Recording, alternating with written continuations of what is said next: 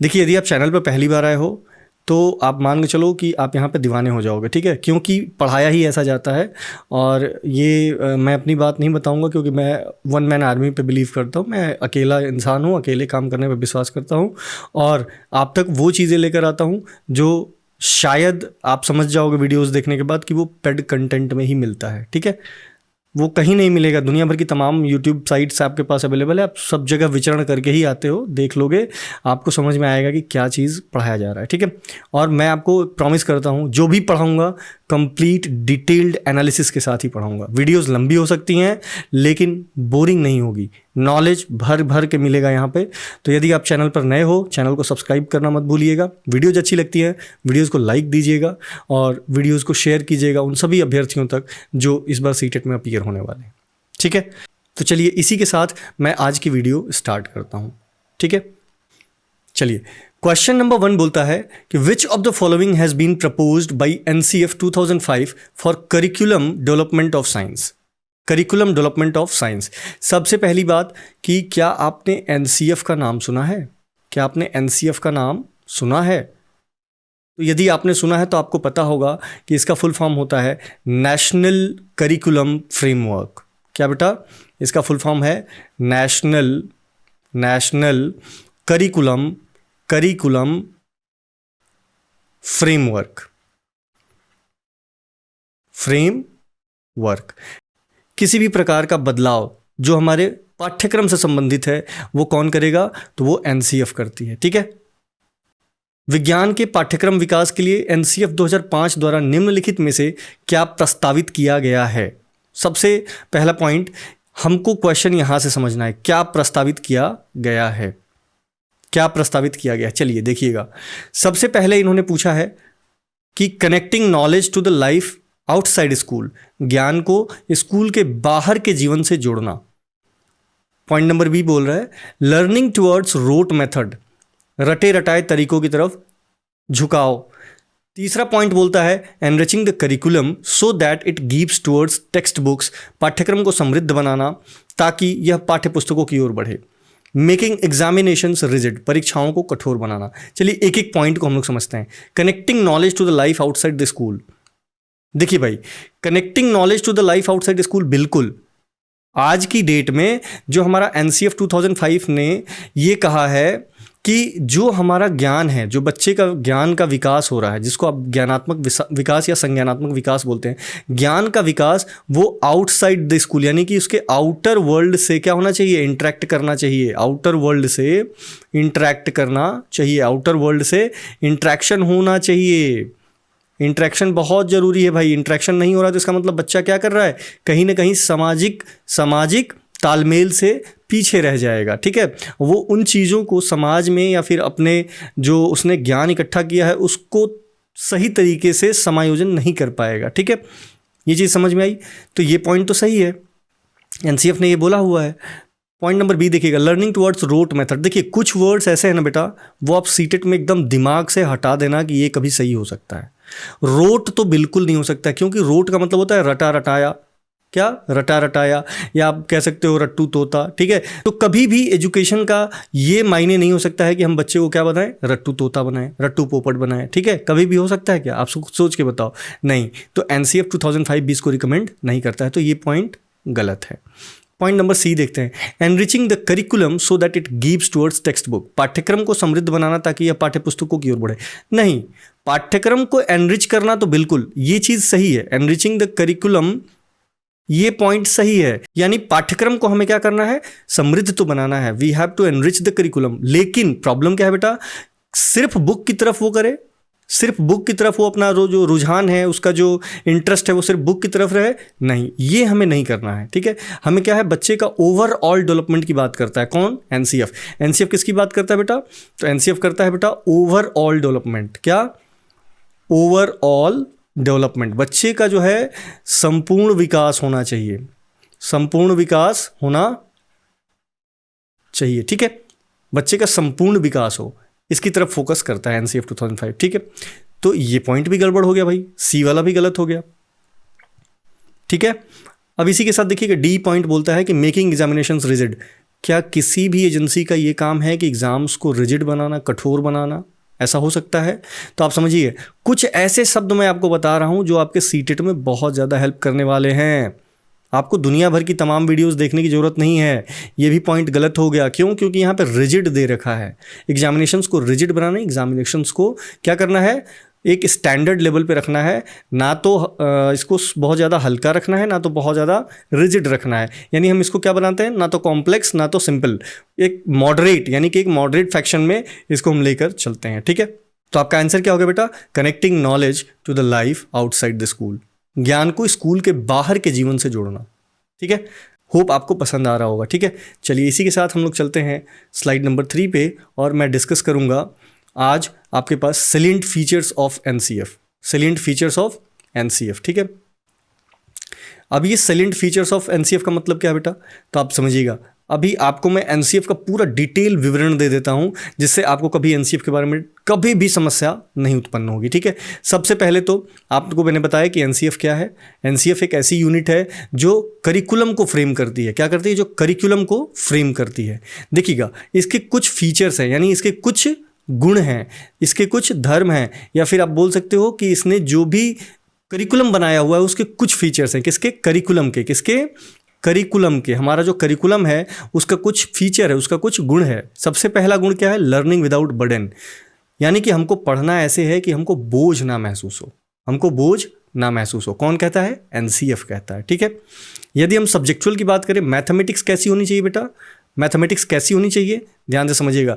NCF शिक्षार्थियों को समस्या समाधान, यानी कि प्रॉब्लम सॉल्विंग कैसा बनाना चाहता है? कि बच्चा जो है हमारा प्रॉब्लम सॉल्विंग हो। कैसा हो?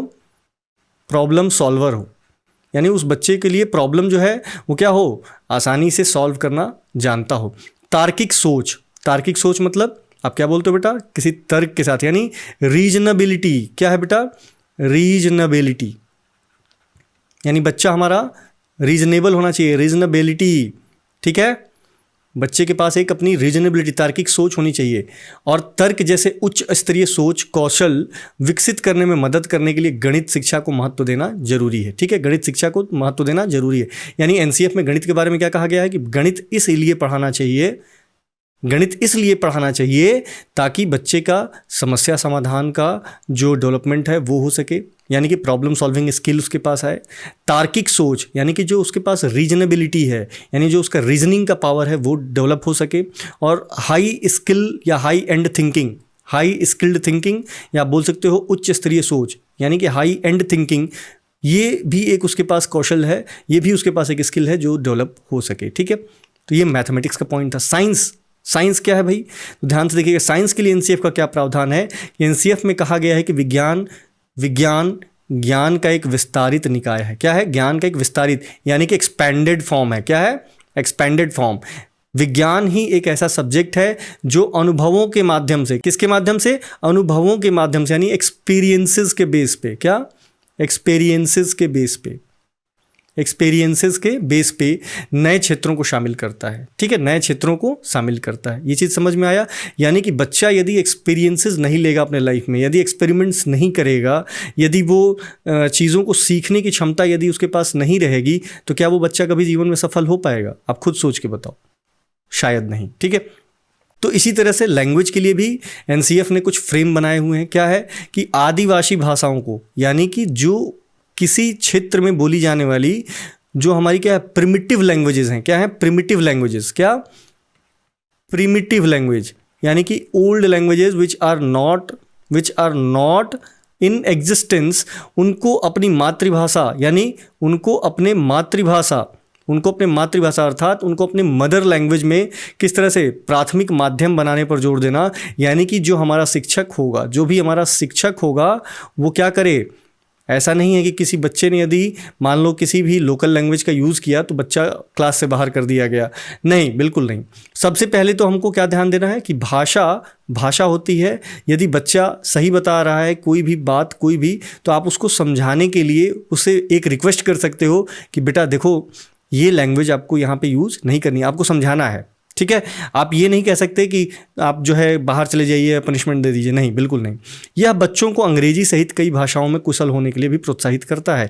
यदि आप किसी भी बच्चे को समझिएगा, यदि आप किसी भी बच्चे को उसकी लोकल लैंग्वेज पे अप्रिसिएट करते हैं, उसको शाबाशी देते हैं कि शाबाश बेटा आपने बहुत अच्छा किया, ठीक है, तो अगली बार जब वो बच्चा खड़ा होगा तो वो कोशिश बिल्कुल करेगा कि आप सर ने क्या बोला था, सर ने क्या बोला था कि ये वाली भाषा को नहीं बोलना है, हम टूटी फूटी ही सही लेकिन हम स्टैंडर्ड लैंग्वेजेस को यूज़ करें। तो बच्चा क्या करेगा, सीखने में सक्षम होगा और आपके पास और अच्छी तरीके से जुड़ेगा, यानी टीचर के पास और अच्छे तरीके से जुड़ेगा। ठीक है, चलिए इसी क्रम में हम लोग आगे देखते हैं। कुछ 2 पॉइंट और बचे हुए हैं जो कि एनसीएफ के फीचर्स में। ठीक है, ये साइलेंट फीचर्स ऑफ एनसीएफ 2005 की बात कर रहे हैं हम लोग। चलिए अगला पॉइंट है नेचुरल इन्वायरमेंट। क्या नेचुरल इन्वायरमेंट, यानी कि प्राकृतिक वातावरण। एनसीएफ में ये भी कहा गया है कि स्वच्छता यानी कि साफ सफाई, जो भी हमारा स्कूल प्रांगण है या स्कूल के जो क्लासरूम है वो कैसे होने चाहिए, क्लीन होने चाहिए, क्लीन होने चाहिए। कैसे होने चाहिए, क्लीन होने चाहिए। वेंटिलेशन यानी कि झरोखा वगैरह जो है रूमों में या कमरों में क्या होना चाहिए बेटा, झरोखा, साफ सुथरा, और ये सब चीज़ों पर स्पेशली ध्यान देना है। झरोखा रहेगा तो वेंटिलेशन होगा, बच्चे आसानी से या आप कह सकते हो कि ईजिली सांस वगैरह लेने में सक्षम रहेंगे, अच्छी तरीके से सांस ले पाएंगे, शुद्ध हवा ले पाएंगे। पर्याप्त रोशनी, पर्याप्त रोशनी यानी कि जो झरोखा है वो वेंटिलेशन के लिए तो है ही, तो उसके साथ साथ पर्याप्त रोशनी भी अवेलेबल हो जाएगी उन झरोखों के माध्यम से। ठीक है, छात्र शिक्षक अनुपात यानी कि टीचर और स्टूडेंट रेशियो, ये भी क्या है, ये एक स्टैंडर्ड है किसमें, नेचुरल इन्वायरमेंट के तहत। क्या, यानी छात्र का और जो शिक्षक का अनुपात है वो भी एक स्टैंडर्ड है, इसको भी बनाया गया है। ठीक है, आपको उसके बारे में भी मैं बताऊंगा आगे। और सुरक्षा के मामलों में यानी safety and security of the students, ये बहुत टॉप प्रायोरिटी है हमारे एनसीएफ में। ठीक है, बच्चों का सुरक्षित रहना बहुत ज़रूरी है। ठीक है, now coming on to the next point, physical education यानी कि शारीरिक विकास। शारीरिक विकास जिसको आप क्या बोलते हो, व्यायाम शिक्षा, व्यायाम शिक्षा। एनसीएफ में कहा गया है कि स्कूल अधिकारियों को कमजोर सामाजिक समूहों और लड़कियों का ख्याल रखना चाहिए। यानी कि ऐसे सोशल ग्रुप्स, ऐसे कमजोर सामाजिक समूह कौन होते हैं भाई, जो किसी भी समाज में वो लोग जो अपने आप को बहुत दबा कुचला सा महसूस करते हैं, जो अपने आप को डेवलप्ड नहीं समझते हैं, जो अपने आप को डेवलप्ड नहीं समझते हैं, ऐसे लोगों के लिए स्पेशल प्रावधान है कि हमारे स्कूल के अधिकारियों को ये चीज़ बताई जाती है कि इन्हें क्या करना है, स्पेशली ट्रीट करना है। इन्हें ऐसा नहीं महसूस होना चाहिए कि हम जो है बहुत गरीब हैं, हम बहुत छोटे जाति के हैं, हम बहुत डेवलप्ड नहीं हैं, हम बहुत तुच्छ मानसिकता के हैं, ऐसी विचारधारा उनके मन में नहीं आनी चाहिए। और उनके लड़के या लड़कियों का स्पेशली केयर हम लोगों को करना चाहिए, उनके लड़के लड़कियों का स्पेशल केयर करना चाहिए। क्यों? क्योंकि शायद वो पहली जनरेशन होगी जो स्कूल में इंटरेस्ट ले रही है, विद्यालय में इंटरेस्ट ले रही है, पढ़ने के ऊपर वो जो है फोकस कर रहे हैं। तो आपका किस रवैया से वो व्यक्ति आपसे जुड़ेगा, जाहिर सी बात है आपकी प्रेम की भाषा होनी चाहिए, उन बच्चों से ऐसे डील करना चाहिए ताकि वो बच्चा आपके पास अपने आप आए। ठीक है, तो ये समझिएगा। चलिए तो इसी क्रम में हम लोग क्वेश्चन नंबर 2 की तरफ चलते हैं। Most established and universal laws of science are always regarded as provisional, subject to modification in the light of new observation, experimentation and analysis. Is this statement true about science? चलिए इसको हिंदी में एक बार मैं आपको समझाता हूँ। विज्ञान के अधिकांश स्थापित और सार्वभौमिक कानूनों में यानी कि नियमों में हमेशा उनको क्या माना जाता है, अनंतिम माना जाता है, जो नए अवलोकनों, प्रयोग और विश्लेषण के आलोक में संशोधन के अधीन होते हैं। क्या ये कथन सही है या गलत है, आपको बताना है। ठीक है, चलिए आपको मैं सबसे पहले क्वेश्चन में ये पॉइंट जो है ना, अनंतिम, ये पॉइंट ये इंपॉर्टेंट है, इसको समझिएगा। अनंतिम का मतलब होता है क्या है, यहाँ पे एंड से नहीं लेना है, यहाँ पे एंड नहीं है, यहाँ पे एंड मतलब खत्म नहीं है। अनंतिम का मतलब होता है, अनंतिम का मतलब होता है बेटा कि जिसका कोई अंत नहीं हो, जिसका कोई अंत नहीं हो। ठीक है, अंतिम मतलब आखिरी हो जाएगा, लेकिन अनंतिम मतलब जिसका कोई अंत नहीं हो, इसमें अभी भी क्या है, संभावनाएं हैं। ठीक है, तो अवलोकन क्या होता है बेटा, अवलोकन होता है हमारा ऑब्जर्वेशन। क्या, ऑब्जर्वेशन। कोई दिक्कत, ऑब्जर्वेशन की बात कर रहा है। तो अब आप चीज समझो, मैं आपको पढ़ा रहा हूं साइंस, क्या पढ़ा रहा हूं, साइंस। तो साइंस क्या है बेटा, science is a subject that deals with the experiments, that deals with the observations, that deals with the ideology, that deals with the different aspects of the technology, यानी कि ये ऐसी विधा है या एक ऐसा सब्जेक्ट है जिसमें हम क्या करते हैं, दिन प्रतिदिन कुछ न कुछ नई चीज़ें आपके सामने देखने को मिलती हैं। है कि नहीं बेटा? यदि मान लो हम कहें कि कोई बच्चा है वो किसी चीज़ को ऑब्जर्व करता है, किसी चीज़ को ऑब्जर्व करता है यानी कि उसको देखता है, अवलोकन करता है। सबसे पहली चीज़ ऑब्जर्वेशन क्या होती है बेटा? अवलोकन। यानी बच्चा पहले देखेगा, समझेगा, फिर उसके बाद समझेगा, फिर उसके बाद परिकल्पना करता है। क्या करता है? परिकल्पना नहीं, हाइपोथेसिस बनाता है, ये ऐसे होगा, वो ऐसे होगा। इस प्रकार से वो अपने बच्चा मन में क्या करता है? परिकल्पनाएं बनाता है, हिपोथेसिस क्रिएट करता है। ठीक है, ये आगे मैं बहुत अच्छी तरह से समझाने वाला हूँ, तो वीडियो के साथ जुड़ोगे ना, इतना मजा आने वाला है ना, कसम से बता रहा हूँ। ऐसी वीडियो आपको पूरी यूट्यूब पर ढूंढ लेना, मिल जाए तो बताना हमको, ठीक है? लिंक डाल देना कमेंट बॉक्स में। चलिए, तो यहां पर क्या चीज है बेटा कि आपको बताना है क्या ये सत्य है? बिल्कुल सत्य है बेटा, बिना रोक टोक के। सिंपल सी बात है कि बेटा जहां साइंस है वहां संभावनाएं हैं। क्या है? संभावनाएं हैं। साइंस यदि है तो हमारे पास पॉसिबिलिटीज हैं, हमारे पास पॉसिबिलिटीज हैं। यदि साइंस की बात करें तो हमारे पास पॉसिबिलिटी है, यानी हम कह सकते हैं कि yes there should be something else then that, उसके अलावा भी कुछ पॉसिबल है। तो यही हमारा सब्जेक्ट है साइंस। ठीक है, क्वेश्चन नंबर 3 पूछता है कि interest and attitudes are included in, यानी अभिरुचि या रुचि। चलिए, सबसे पहले मैं आपको ये बता दूं क्वेश्चन नंबर 3 में कि रुचि और दृष्टिकोण, इन दो चीज़ों का जिक्र हुआ है। रुचि और दृष्टिकोण यानी इंटरेस्ट और एटीट्यूड। ठीक है, इंटरेस्ट और एटीट्यूड। यदि समझिए, यदि बच्चे का जो इंटरेस्ट है, यदि बच्चे का इंटरेस्ट है वो यदि अच्छा है किसी भी सब्जेक्ट को लेके, किसी भी टॉपिक को लेके या फिर किसी भी चीज़ को लेके, तो उसका उसके प्रति यानी उस वस्तु के प्रति, उस सब्जेक्ट के प्रति उसका जो एटीट्यूड है, उसका जो दृष्टिकोण है वो कैसा होगा? पॉजिटिव होगा। वो कैसा होगा? पॉजिटिव होगा। यानी वो सीखने पर विश्वास करेगा, सीखने पर विश्वास करेगा। इसीलिए शिक्षकों को ये सिखाया जाता है साइकोलॉजी, जिसमें आपको क्या करना है? बच्चे का इंटरेस्ट डेवलप करना है, बच्चे का इंटरेस्ट डेवलप करना है। यदि बच्चे का इंटरेस्ट जगाने में आप सफल हो गए तो उस बच्चे का एटीट्यूड ऑटोमेटिकली चेंज हो जाता है। उस बच्चे का एटीट्यूड जो है वो ऑटोमेटिकली चेंज हो जाता है, आपको करने की जरूरत नहीं है। ठीक है, तो इसीलिए ये क्वेश्चन बहुत ज़्यादा इंपॉर्टेंट है। और समझिएगा, पूछ रहा है कि रुचि एवं दृष्टिकोण सम्मिलित हैं किस प्रकार से? Interest and attitudes are included in. पहला पूछता है आपसे, ऑप्शन है स्कॉलिस्टिक एरिया। स्कॉलिस्टिक का मतलब होता है शैक्षिक, यानी वो सभी क्षेत्र जिसमें शिक्षा से संबंधित सारी की सारी गतिविधियां क्या हो रही हों? रन कर रही हों, उसी में वो दौड़ रही हूँ। ठीक है, दूसरा ऑप्शन पूछता है आपसे नॉन स्कॉलिस्टिक एरिया, यानी सारी की सारी गैर शैक्षिक क्षेत्र। समझ में आ रहा है? सारे के सारे गैर शैक्षिक क्षेत्र, बिल्कुल। तो अब आगे हम लोग देखते हैं, तीसरा पॉइंट बोल रहा है इंटरेस्ट इज स्कॉलिस्टिक। जो हमारा रुचि है वो स्कॉलिस्टिक है और एटीट्यूड जो है वो नॉन स्कॉलिस्टिक है। क्या है? नॉन स्कॉलिस्टिक है। देखिए, इसमें दो ऑप्शन हो सकते हैं आपके पास। पहली बात तो ये दोनों के दोनों नॉन स्कॉलिस्टिक हैं। क्या है? दोनों के दोनों नॉन स्कॉलिस्टिक हैं। क्या है? नॉन स्कॉलिस्टिक है। अब देखो, इसमें ना मैं आपको बता दूं, ये क्वेश्चन मैंने जानबूझ के रखा है क्योंकि इसमें आपको ये चीज़ क्लियर हो जाएगा कि जो नई पॉलिसीज आई हैं, जो नया एजुकेशन पॉलिसी है, उसके तहत क्या होगा बेटा? ऑप्शन नंबर सी सही है, ऑप्शन नंबर सी सही है। As per NEP 2020। ठीक है, जो नेशनल एजुकेशन पॉलिसी लॉन्च हुई 2020 की, उसमें जो है ना बेटा इंटरेस्ट को स्कॉलिस्टिक बताया गया है, यानी कि इंटरेस्ट मतलब बच्चे की रुचि को जगाना स्कॉलिस्टिक बताया गया है, और जो एटीट्यूड है वो नॉन स्कॉलिस्टिक है। क्या है? नॉन स्कॉलिस्टिक है। जबकि जब हम पुरानी विधाओं पर देखेंगे तो ये दोनों के दोनों क्या थे? नॉन स्कॉलिस्टिक थे, नॉन स्कॉलिस्टिक्स थे, यानी गैर शैक्षिक क्षेत्र थे। ठीक है, तो अब आपको नया वाला समझना है या पुराना वाला, ये आप एक बार समझ लीजिए। ठीक है, तो मेरे हिसाब से interest is scholastic and attitude is non scholastic area. क्यों? क्योंकि हमने अपने आप को अपडेट कर लिया है भाई। अब आपको अपडेट करना है कि नहीं करना है ये आप समझिएगा। ठीक है, वैसे आंसर दोनों सही है। अब ये रेफरेंस है कि भाई किस रेफरेंस में, किस पॉइंट ऑफ व्यू से पूछा जा रहा है। ठीक है, चलिए इसी क्रम में क्वेश्चन नंबर 4 को देखते हैं। क्वेश्चन नंबर 4 क्या बोलता है? Predict will be the most appropriate action verb of. किस चीज़ का एक्शन वर्ब होगा? भविष्यवाणी सबसे उपयुक्त क्रिया किसकी होगी? सबसे पहला बोल रहा है ज्ञान उद्देश्य, यानी knowledge objective, analysis objective, comprehensive objective और एप्लीकेशन ऑब्जेक्टिव। देखो, एक बात बोलता हूं मैं, ये पूरा का पूरा मैंने ना डिटेल में आपको समझा दिया है। आगे के ना पूरा का पूरा ब्लूम्स टैक्सोनॉमी है। ये क्या है?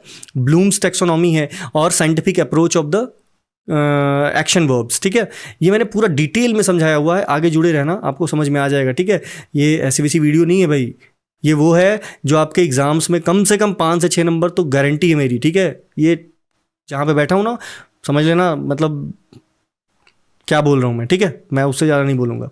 चलिए, एप्लीकेशन ऑब्जेक्टिव, इसका आपका जो आंसर है बेटा वो एप्लीकेशन ऑब्जेक्टिव, ठीक है, एप्लीकेशन ऑब्जेक्टिव। चलो एक एक पॉइंट को मैं आपको समझा देता हूँ। साइंटिफिक अप्रोच की बात हम लोग समझ रहे हैं, किसकी? साइंटिफिक अप्रोच की। आंसर आपका होगा एप्लीकेशन ऑब्जेक्टिव। चलो ये कैसे होगा अभी मैं आपको पूरा पूरा डिटेल देता हूँ, ठीक है। चलो आ जाओ, चलिए इसी क्रम में हम अगली स्लाइड पर ये देखते हैं। जो अभी आपने क्वेश्चन पढ़ा ना उसका पूरा पूरा डिटेल एनालिसिस है यहाँ पे। देखो यहाँ पे मैंने लिखना भूल गया, पहला पॉइंट जो है वो है हमारा नॉलेज। क्या है?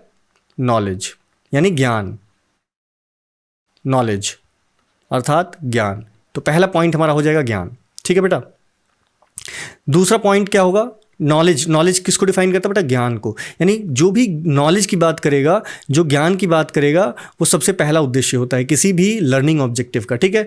दूसरा हमारे पास जो उद्देश्य है वो है कॉम्प्रीहेंशन। कॉम्प्रीहेंशन, अब देखो कॉम्प्रीहेंशन में बहुत सारी चीज़ें हैं, समझिएगा, जिसमें हमको डिवाइड करना है ना, डिवाइड करना यानी आवंटित करना, किसी चीज़ को असाइन करना यानी निर्दिष्ट करना, किसी चीज़ को डिस्क्राइब करना, किसी चीज़ को कैसे हम वर्गीकृत करते हैं, किसी चीज़ को कैसे नामित करते हैं, किसी चीज़ को कैसे चर्चा करना, ये सारी चीज़ें किस में आती हैं? कॉम्प्रीहेंशन में। किस में आती हैं बेटा? कॉम्प्रीहेंशन में, ठीक है। चलिए अगला पॉइंट देखिएगा। अगला पॉइंट है हमारा एप्लीकेशन। क्या है? एप्लीकेशन, जिसमें हम अप्लाई करते हैं, जिसमें हम अप्लाई करते हैं, जिसमें हम चार्ट्स बनाते हैं, जिसमें हम चूज़ करते हैं, यानी चीज़ों को क्या करते हैं? पिक करते हैं, चीज़ों को क्या करते हैं? सेलेक्ट करते हैं, डेमोन्स्ट्रेट करते हैं, डिस्ट्रीब्यूट करते हैं, डॉक्यूमेंट बनाते हैं, ड्रामाटाइज करते हैं, एम्प्लॉय करते हैं, एग्जीक्यूट करते हैं। ये सारी चीज़ें एप्लीकेशन में आती हैं, यानी कि एप्लीकेशन में आती है। एनालिसिस। एनालिसिस क्या होता है बेटा? जब हम चीज़ों को क्या करते हैं? एनालाइज करते हैं, उसका कैलकुलेशन करते हैं, उसका कैटेगराइज करते हैं, कंपेयर करते हैं, उसका कंट्रास्ट देखते हैं, उसको क्रिटिसाइज करते हैं, ठीक है, उसको डिटरमाइन करते हैं, उसका अंतर देखते हैं, भेदभाव करते हैं, भेद समझते हैं, जांचते हैं, प्रयोग करते हैं। ये सारी चीज़ें एनालिसिस में आती हैं, ठीक है। समझ में आ रहा है बेटा आपको? सबसे पहला स्टेज है knowledge, then comprehension, then application, then analysis. ये साइंटिफिक अप्रोच की बात हो रही है। मैंने एक डायग्राम भी अटैच किया हुआ है इसमें, आपको बहुत अच्छे से समझ में आ जाएगा, ठीक है। चलिए उसी में आगे जो है 5वें नंबर पर आता है हमारा सिंथेसिस। क्या है? संश्लेषण करना, अरेंज करना। जब हम सिंथेसाइज करते हैं तो किसी चीज़ को अरेंज करते हैं, असेंबल करते हैं, कलेक्ट करते हैं, कंपोज करते हैं, कंप्यूट करते हैं। ये सारे के सारे टर्म्स आपके लिए इंपॉर्टेंट है भाई। मैंने एक एक वर्ड वो चीज़ लिख दिया है जिसको हम लोग इन लर्निंग ऑब्जेक्टिव्स के एक्शन वर्ब बोलते हैं, ठीक है। चलिए इसमें 6वां पॉइंट है हमारे पास इवोल्यूशन। क्या है 6वां पॉइंट? क्या है? इवैल्यूएशन। तो 6वां पॉइंट है हमारे पास इवैल्यूएशन, अप्रेज करना। इवैल्यूएशन क्या होता है भाई? जिसको हम क्या बोलते हैं? मूल्यांकन। क्या बोलते हैं? मूल्यांकन। अप्रेज, आर्ग्यू, असेस करना, अटैच करना, चूज करना, कंपेयर करना, कंक्लूड करना, क्रिटिक देना, डिसाइड करना, डिड्यूस करना, डिफेंड करना, डिराइव करना, डायग्नोज करना। ये सारे टर्म्स आपको समझ में आ रहे हैं बेटा? अगर जो ये नहीं आ रहा है तो मैं आपको आगे एक डायग्राम से समझाता हूँ। क्या है? डायग्राम से समझाता हूँ। चलो भाई आ जाओ। ये वो समझ लो कि ये वो कंटेंट है ना बेटा जो आपको कहीं जल्दी मिलता नहीं है। Bloom's taxonomy. क्या है? Bloom's taxonomy. क्या आपके पास? Blooms taxonomy. क्या है भाई? ध्यान से समझिएगा। ये न्यू मॉडल है, ये न्यू मॉडल है, ये न्यू मॉडल है, और ये हमारा ओल्ड मॉडल है। क्या है? ये हमारा ओल्ड मॉडल है, ठीक है। चलिए इसमें देखिएगा, सबसे पहले हमारा क्या होता है बेटा? नॉलेज। क्या होता है? नॉलेज। फिर होता है कॉम्प्रीहेंशन, फिर होता है एप्लीकेशन, फिर होता है एनालिसिस, फिर सिंथेसिस, फिर इवैल्यूएशन। अब ध्यान देना, सबसे पहले जो होता है ना बेटा नॉलेज होता है। क्या होता है? सबसे पहले नॉलेज, ज्ञान, यानी कि ये हमारा लोअर लेवल है। क्या है? लोअर लेवल है। और जो इवैल्यूएशन है, जिसकी हम समीक्षा करते हैं, जिसपे हम क्या करते हैं? मूल्यांकन करते हैं, वो हमारा होता है हायर लेवल। क्या होता है? Higher level. अब देखो डायरेक्ट क्वेश्चन आता है ब्लूम्स टैक्सोनॉमी से। क्या आता है कि भाई ब्लूम्स टैक्सोनॉमी के 6 चरणों का नाम बताइए। तो knowledge, comprehension, application, analysis, synthesis and evaluation, ठीक है। इस तरह से आपको समझना है। ज्ञान सबसे लोअर लेवल का हमारा क्या है? टैक्सोनॉमी का एक पार्ट है, जबकि हायर लेवल का पार्ट क्या है? इवैल्यूएशन, ठीक है। चलिए ये मैं बोल रहा था आपके लिए कि बहुत ज़रूरी चीज़ है। ये एनालिसिस होता है क्वेश्चन पेपर का, ठीक है। इस प्रकार से क्वेश्चन पेपर को समझना चाहिए और पढ़ना चाहिए। चलिए इसी क्रम में अगला क्वेश्चन है, question number 5। Which of the following will be the correct sequence of scientific methods to be used at upper primary level for teaching science. Science पढ़ाने के लिए सबसे उपयुक्त पद्धति, वैज्ञानिक पद्धति यानी साइंटिफिक अप्रोच क्या है? देखो साइंटिफिक अप्रोच का मैंने यहाँ पे आपको डायग्राम बना दिया है। सबसे पहले क्या होता है? बच्चा जो है अवलोकन करता है। क्या करता है? ऑब्जर्वेशन, यानी अवलोकन करता है। क्या करता है? अवलोकन। तो यानी कि सबसे पहला नंबर पे क्या करेगा बच्चा? ऑब्जर्व करता है, ठीक है बेटा। यानी बच्चा देखेगा, तो सबसे पहले बच्चा करेगा ऑब्जर्व। जैसे उसने किया ऑब्जर्व, बच्चे ने अपनी एक समझ बनाई, क्या अपनी समझ बनाई, ठीक है, और उन चीज़ों पर रिसर्च करता है तो अपनी जो समझ बनाता है, जो उसकी परिकल्पना है, क्या है परिकल्पना यानी हिपोथेसिस, परिकल्पना, ठीक है बेटा, यानी अपनी एक अवधारणा बनाता है, हिपोथेसिस।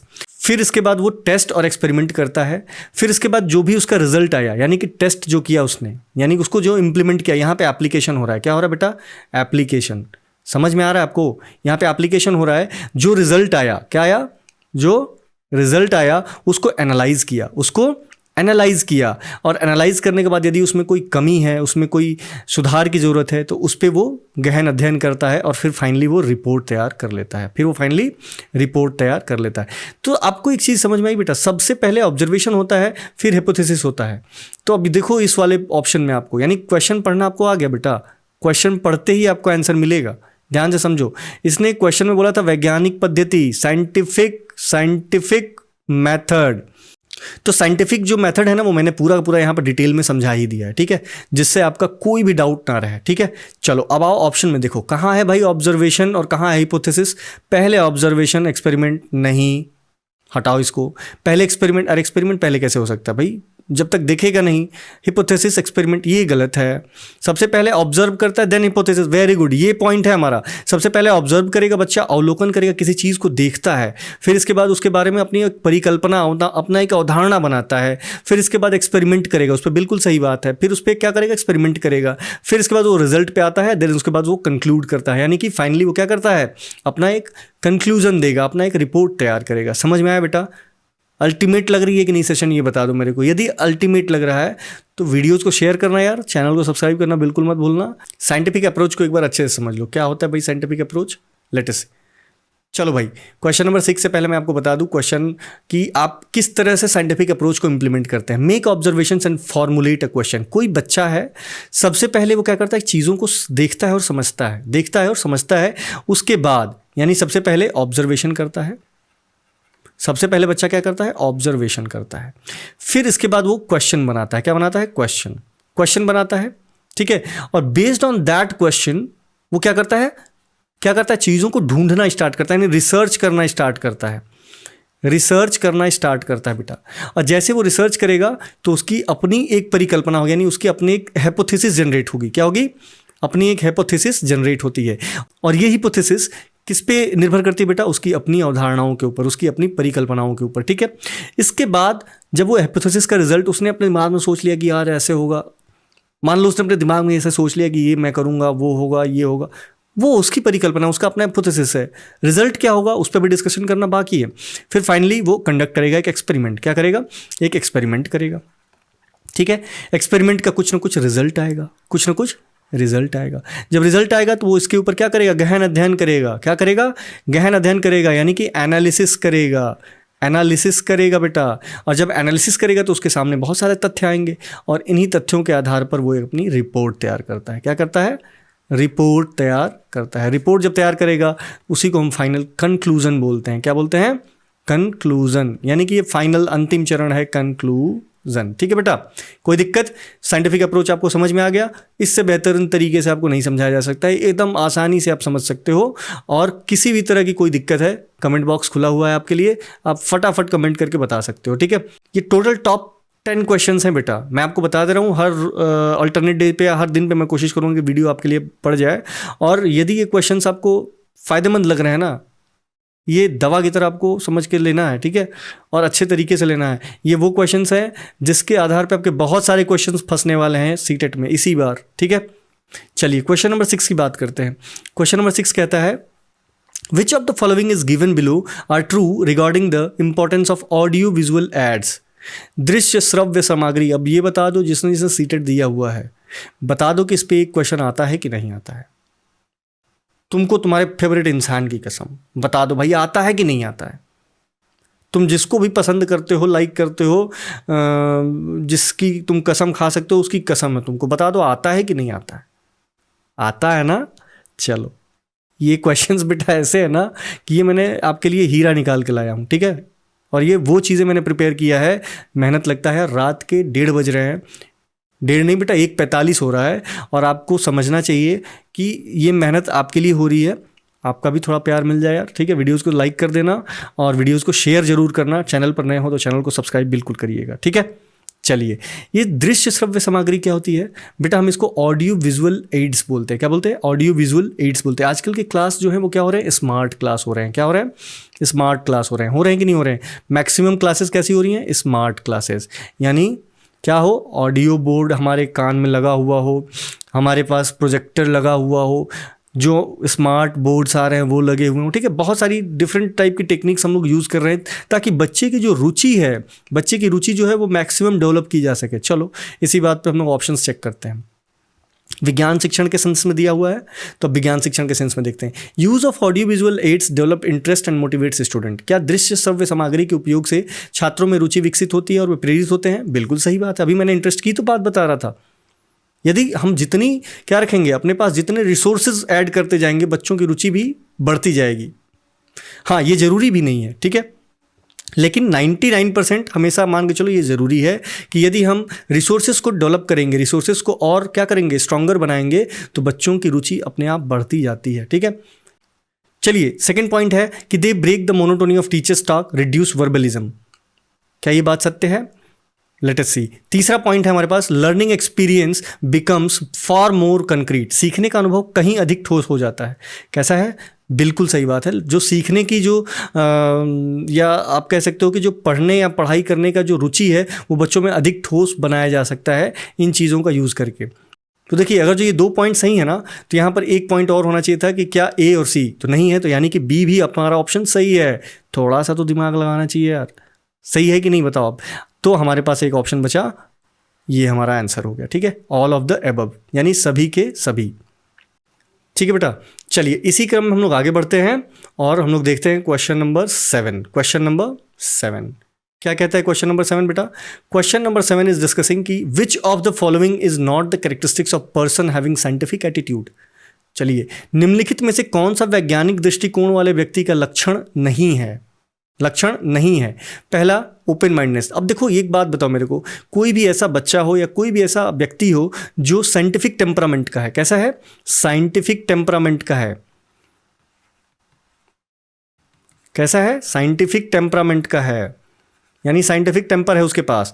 तो आप एक चीज बताओ मेरे को, वो किस प्रकार का व्यक्ति होगा? भाई, ओपन माइंड होगा कि नहीं होगा? बिल्कुल होगा, ओपन माइंडेड होगा। तो पहला ऑप्शन तो बिल्कुल सही है कि सर वो ओपन माइंडेड होगा, ठीक है। अब एक चीज ध्यान से देखना, क्वेश्चन में पूछा हुआ है कि is not the characteristic, is not the characteristic, यानी कि आप यदि डिटेल में समझते हो क्वेश्चन को तभी आप आंसर बता पाओगे। देखो, ये तो है, this is the characteristic of a scientific tempered person. Open mindedness होती है उसके पास। Belief in cause and effect relationship, कारण और प्रभाव संबंध में विश्वास रखता है। बिल्कुल साइंटिफिक टेम्परामेंट का व्यक्ति होगा और वो कारण की बात ना करे, यानी रीजनेबिलिटी, उसके पास रीजन होना चाहिए, रीजन्स, ठीक है। और बिलीफ्स, बिलीफ्स यानी रीजन और बिलीफ्स दोनों की बात करता है, ठीक है बेटा। तीसरा पॉइंट है आपके पास, यानी ये भी सही है। तीसरा पॉइंट है spirit of inquiry and curiosity. तो बच्चा लोग, आप ये बताओ कि क्या कोई साइंटिफिक टेम्परामेंट का व्यक्ति पूछताछ और जिज्ञासा की भावना से भरा हुआ नहीं होता है? हर बात में जो बच्चा पूछता है कि चाचा, पापा, भैया ये कैसे होता है, वो कैसे होता है, दीदी ये कैसे होता है, तो आप क्या कह सकते हो कि अरे यार वैज्ञानिक ही हो क्या है, दिन भर खोदते रहते हो, दिन भर परेशान करते रहते हो, है? होता है कि नहीं होता है? तो आप एक चीज़ समझो, तो वो बच्चा कैसा है, उसका साइंटिफिक टेम्परामेंट है, उसका टेम्परामेंट कैसा है, साइंटिफिक है। तो आपको उसके बातों का ना जवाब देना सीखना पड़ेगा। यही एक टीचर का गुण है, यही एक टीचर का गुण है। आप उसको डांटोगे वो अगली बार से पूछेगा ही नहीं। और जिस दिन बच्चे का इंटरेस्ट खो गया ना, मैंने अभी क्या बताया, इंटरेस्ट खो गया, आप बच्चे को फिर से वापस नहीं ला सकते। उस बच्चे का जो वो टेम्परामेंट है वो वापस नहीं आ सकता है, ठीक है। तो नरिशमेंट, बच्चों को नरिशमेंट किस तरह से करना है, ये एक टीचर का सबसे पहला कर्तव्य है सीखना, ठीक है। चलिए, नेक्स्ट पॉइंट है कि does not have desire for the acquisition of correct knowledge and search of truth. सही ज्ञान की प्राप्ति और सत्य की खोज की इच्छा नहीं रखता है। भाई रखता है, नहीं रखता है, रखता है वो।